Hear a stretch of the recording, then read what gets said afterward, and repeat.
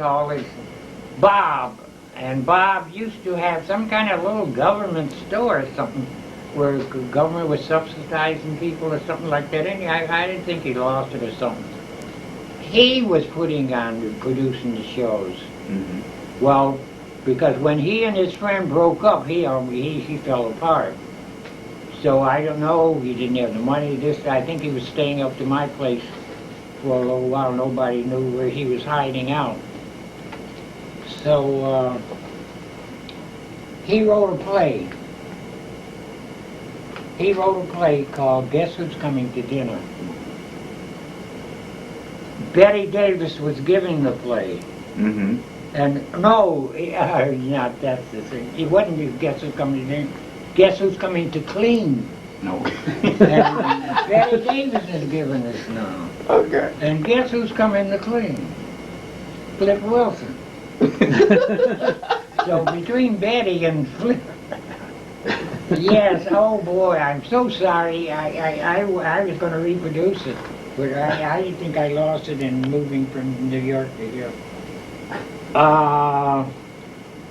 Harlequin Players is a group in Brooklyn Heights. They are fortunate in that a lot of their members and people who attended that is near the St. George Hotel on Montague Street. A lot of their members are people who have a foot or two in Broadway, shows, so they know some of it.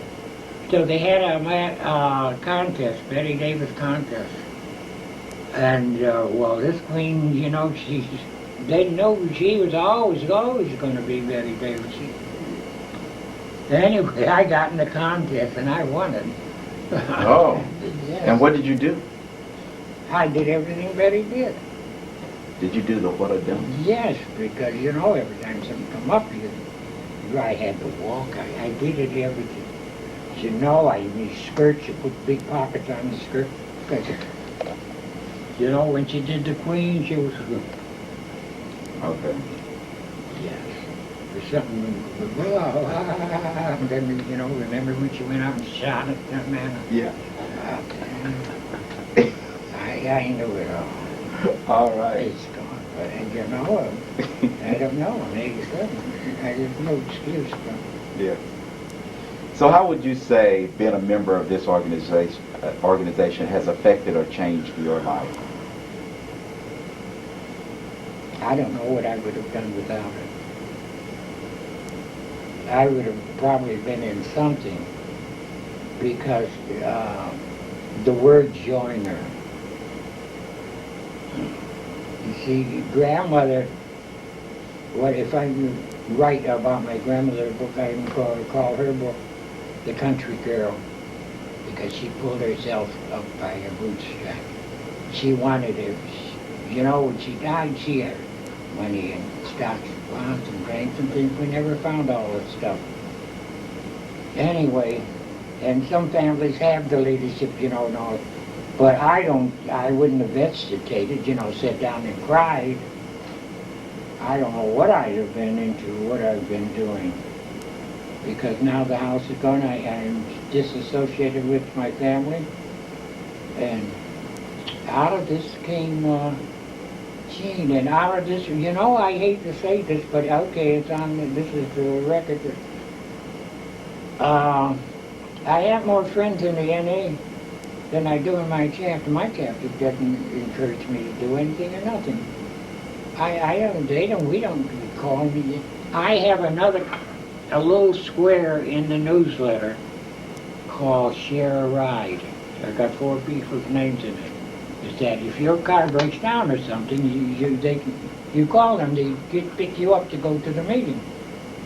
And I do those things, but Gene comes and picks me up when he's, free. What I would be doing now, I don't know.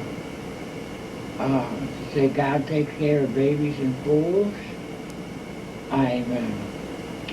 My friend that was a caregiver in New York, Ray, who's died.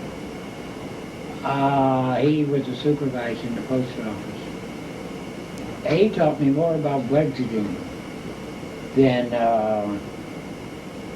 my job did, because see, I had to budget the clients,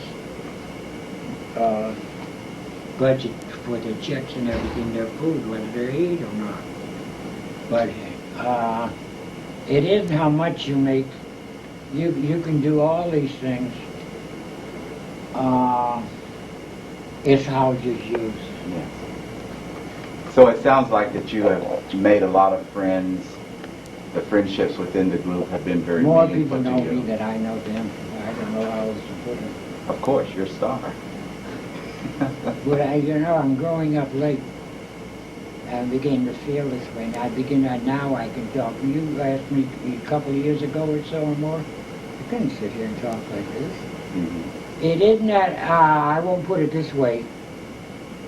I won't put it that I don't care what you think about what I'm saying or not, or how good this is. Because now I can take care of myself. I can feed myself. I'm not going to starve. All right. I can, Gene, something happened to Gene, I can make it. Mm-hmm. I have to. What else am I going to do? So since you've been in the group, have you held any positions in your local chapter or anything like that? What have you? No. The nearest I have come to it is the writing. I've been writing, okay, we go back to New York, the Corduroy Club. I think when I left, I've got a plaque. It's in my trunk, in the box with the other stuff. They gave me a plaque for writing for that organization. And even before that, when I was in the Unlimited Seniors, we had some lesbians. They all, have dropped out and have their own thing now. But anyway, we're sitting down in this person's house after the meeting. She drank scotch, I drink scotch. So we're sitting there drinking. One word led to another, and I just happened to mention, I said, when I was writing for the Corduroy Club in New York, oh, you're right? Oh, come on. And they had a little newsletter that was about a half a page, and I had nothing. And I just organized and started that. I'm writing now for our chapter because the editor at the time asked me to do a background on somebody that died, obituary, something like that.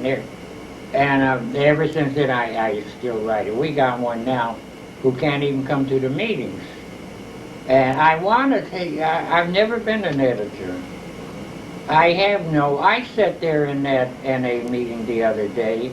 I'll never do it again unless it was a waste of time, because when you send this letter again out about joining the NA, separate thing, not, you're already a member, you know what I mean. Mm-hmm. But you don't say on it, if you put on there, if you don't join, you can't vote. We sat all through that meeting yesterday, and not till you gave out the envelopes do I know I can't vote because I didn't join. You don't really, unless you understand what it is all about. It's like if you just listen to other people say, oh, I wouldn't give my money. Well, you're already a member, don't do this and do that. You got to find out, read those things to know for yourself. Mm-hmm. Now I understand it. But how long did that meeting last yesterday? And then you get all the way to passing out the envelopes, then you find out you can't sign it. You're listening, you're taking notes and all like that, you can't join, you can't mm-hmm. sign it. They should know that in the beginning. Yeah. So this is this is your privilege. You get to vote for these people. Mm-hmm. If I'm younger, years ago, maybe to be board of directors now. Yeah, I've been wanting to say something to the board of directors a long time. Well, maybe I'll put it in here now. Then. Yes.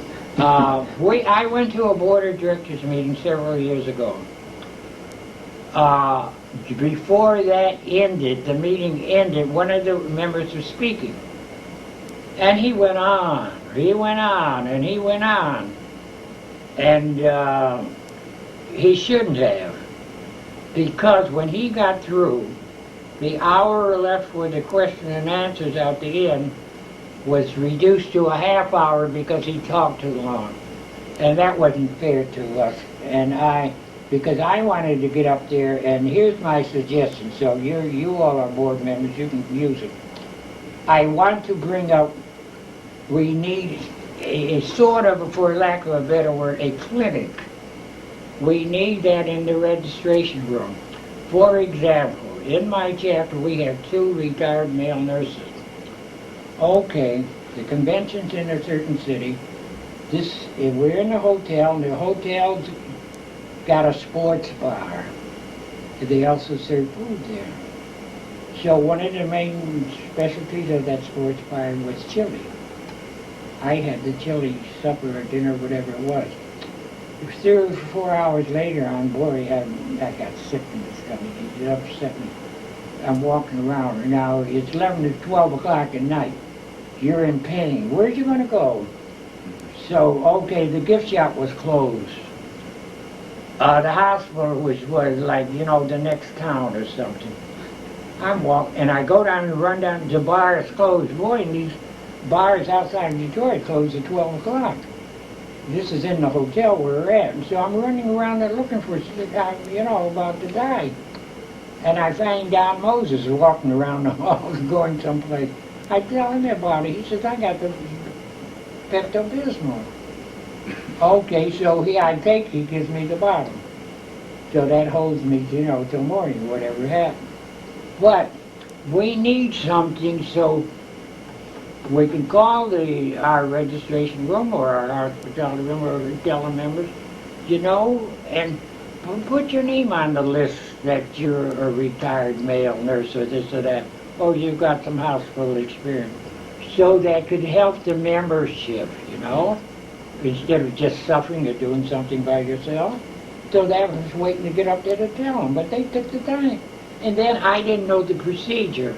I said, how do you speak there? Do you raise a hand or wait till you get there? Or how do you get up there? And before you know it, the time is over. So you don't get it. So maybe you don't speak for another year or two. We do appreciate that suggestion. Please. So this is a good forum for you to do that. Okay. Yes. The organization from its inception in 1980 has been primarily focused, or we have tried to be focused, on the whole thing with race relations.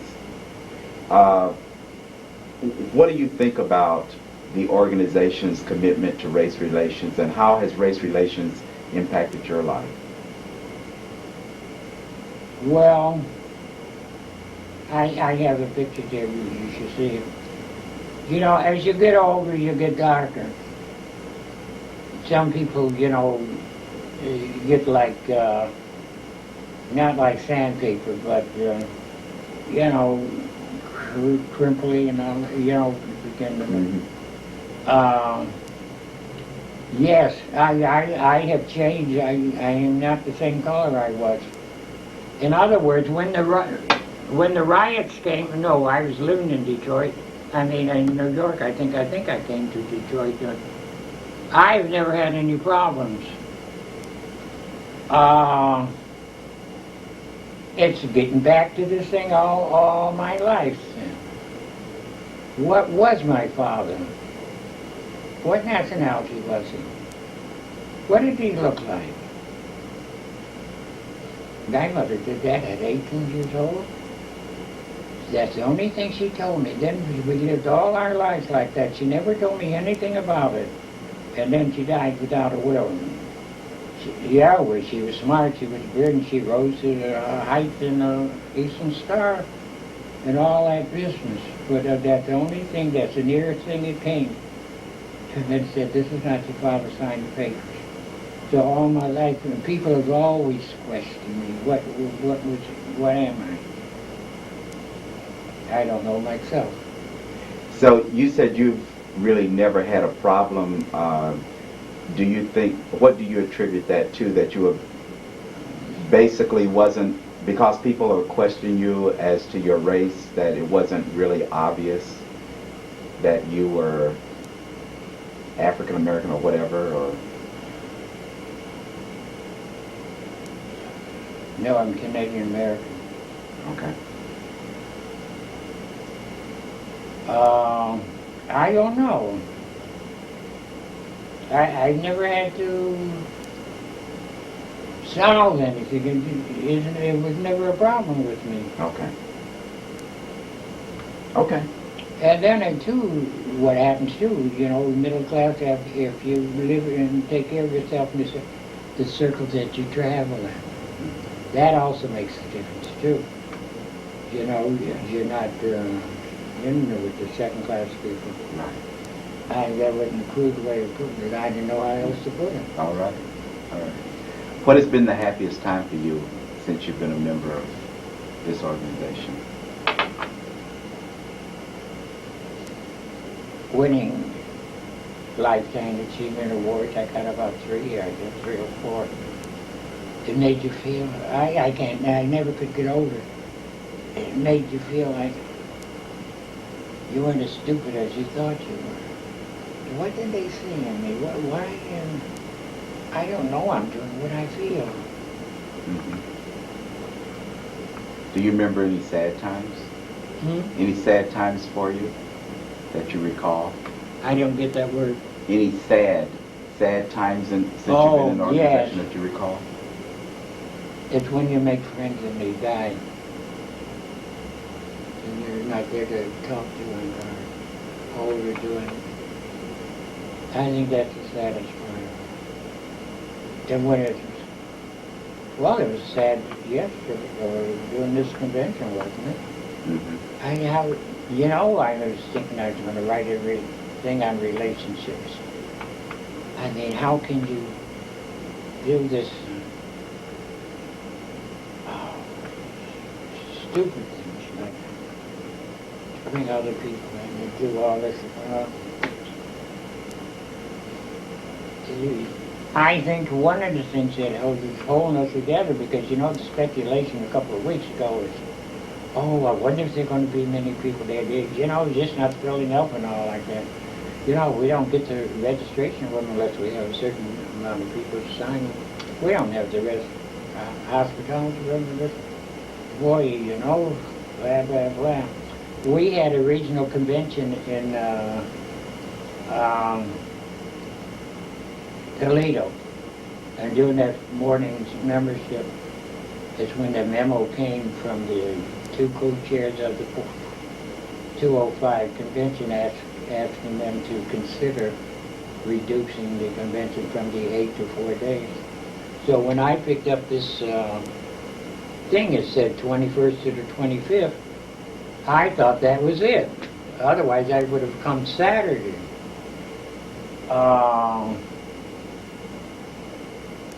Yes, what would I have done without all this? Sitting home? I don't know. Yes. So I can tell the organization has really had an impact on your life. It's my whole life. It's your whole life. Yeah, I don't belong to anything else. I don't go to anything else. I'm in the theater all the time, and I'm in the museum all the time, and all this, but those things fill me up. And I think, you know, Gene lacks a few credits from his PhD. And he was just on the verge. I think that he listened to me for so long, all these years saying, when I retired, I kept saying, there's not enough, this is what makes you understand me too. There's not enough hours in the day for all I want to do. I'm always, that's why you see, I get up to 3 or 4 times during the night. Mm-hmm. And Gene says, what are you doing all that time? And you know, instead of just getting up and doing what I have to do because I woke up and then getting back in bed, most of the time when I get up, then I go and finish what I didn't finish during the day, you know. Mm-hmm. So I'm always doing it. I've been in school. I don't think I've ever been out of school all my life. Mm. So I don't know, I'm always learning, doing something. All right. Well, after, you said 87 years of life and everything, would you have any words of wisdom or advice as far as the future of our organization, or anything you would tell us to be on the lookout for? Or Anything you want to say?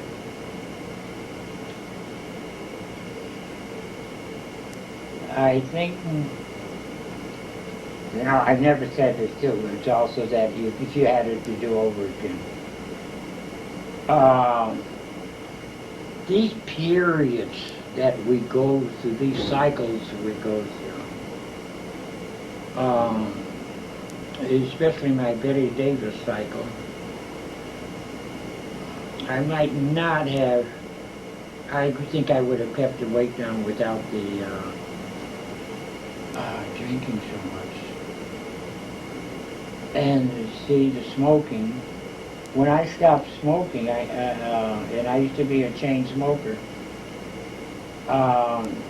when I became a caseworker, and you're sitting across the desk interviewing the client, especially the one who's on the methadone, because you don't know whether the client is going to, on rare occasions he might pick up this ashtray and throw it if there's one there, or do this or that. You know, one time I stayed over and you interview the client, you know, before you could really write up your entry, you put it on the side. Before you know it, you got the stuff out. Just try to stay overnight, stay a few minutes to do it. And they're going out, signing out, and it's, oh, the Lord, you don't stay over there, just let that work go till tomorrow. They're not going to pay you for overtime. So I'm sitting there one night, and I'm assuming I'm by myself, and all at once this man is walking around there. And it's the man that the police and FBI and everything is looking for. How he's still in there or whatnot, I don't know. So we got to go down to the store. I just get down to the door before to get out. So we're going down. And then he asked me for a card. I don't know, should I go in my pocket? If he's going to take my wallet, what am I going to do? Oh boy, he got me. I didn't. We got out. He went out. I didn't. Police got him. One time there was a man, a Spanish man, dog, very handsome and everything. He was appreciative of what I helping him. And he had some beautiful earrings. He wanted to give it to me. But I wouldn't take it. Because, that's crossing the line. And then I gave him, I relocated him in a hotel. So he goes to do this. We hate that Friday when you got to do this, to put him in this hotel. He goes to shower and he takes the money with him. You don't leave it by the door while he's showering. Boy, and they steal the money, you got to do it over. Oh, I don't know. All right. Douglas has been taping this for us, and I was wondering, Douglas, do you have any questions for Leroy before we... The willpower, it's hard, the struggle is fighting what's in you. Trying to, I started last Lent. I was going to diet, because I didn't want to be a fat, whoever that character was I was going to do. If you can hold on to follow your diet, you see this is, it's not good for you or nothing, but you're going to go on and do it, have that extra drink or that extra smoke, or try to live your life in front of the others who are coming. There was a time that I set up a scholarship for the little Madamx1 that's coming along. Mm-hmm. I was going to give them each $100, to help on their costume or this or that or whatnot. And I sent a notice to every center, every group, not welfare, every BWM group.